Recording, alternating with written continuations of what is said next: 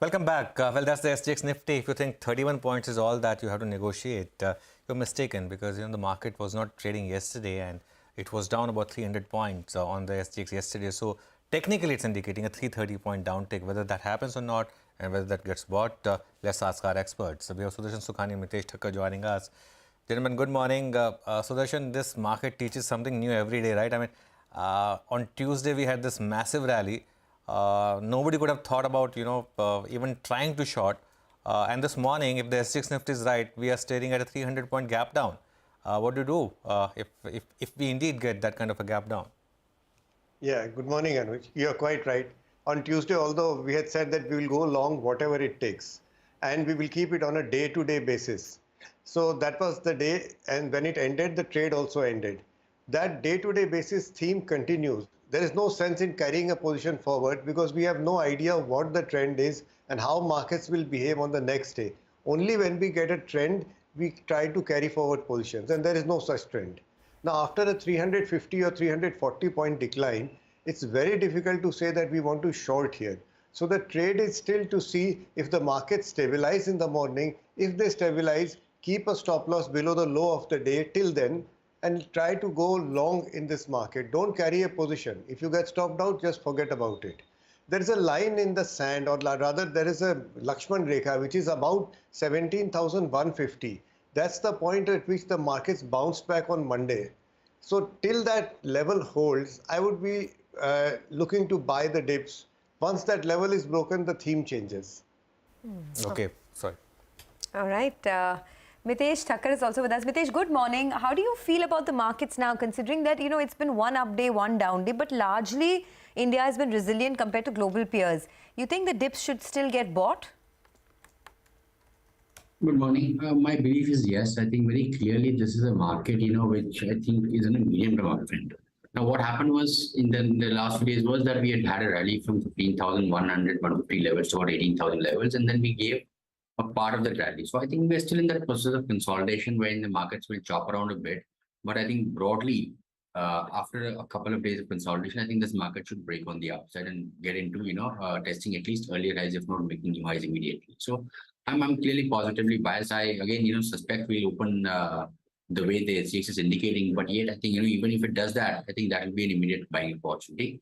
On the upside, for the Nifty, for me, I think 17,880, 17,965, are the levels to watch out. And I think, we will eventually hit those levels in the next couple of days.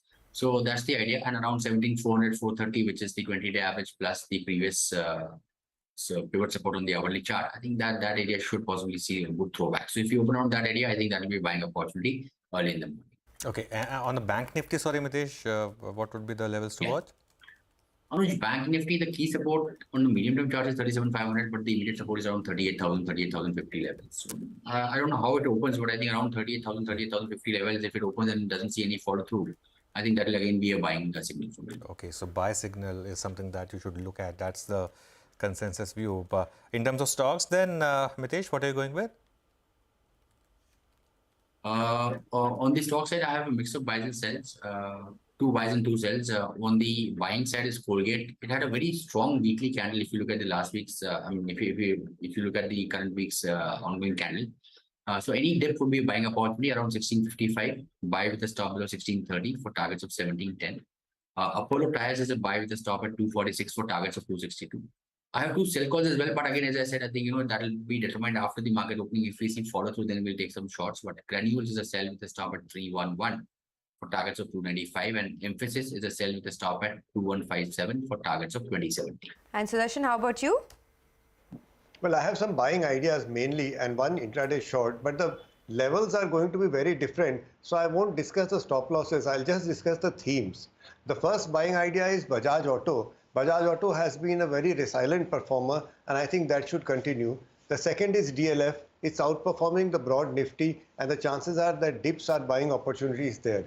Ipca Lab is the only intraday short sell. Again, you have to see the levels, but the primary theme is to look to buy after this 350-point dip, and the final buy is ICICI Bank. Now, the idea is to wait patiently for the first 45 minutes, 1 hour.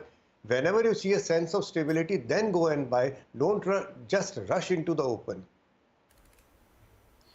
All right, gentlemen, thanks both of you for joining us and running us through what you make of things, and I mean important perspective as well from a technical trading setup point of view. We'll take a very quick break here. We are back. The pre-open session, of course, when we return, we'll have Shrihas Tambe, Deputy CEO at Biocon Biologics, to talk about the observations made by the US FDA, each for its 2 sites in Bengaluru and 6 for the Malaysia sites. We'll also, in a bit after that, connect with Vandana Hari of Vanda Insights to discuss the outlook on oil.